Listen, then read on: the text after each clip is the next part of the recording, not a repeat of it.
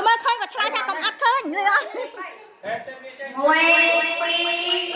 ដើរទៅស្ដាំដៃដើរទៅស្ដាំដៃ លីងហើយជាដើរទៅស្ដាំដៃដើរទៅស្ដាំដៃ1 2 3មិនធម្មតាទេមហាដៃឈៀងបាត់ដល់អាចដល់រងួន30000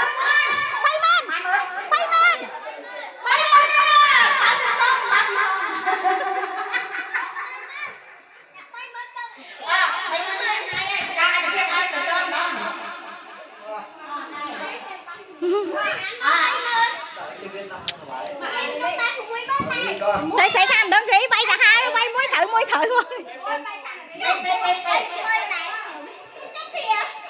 ភីបានណាភីបានណា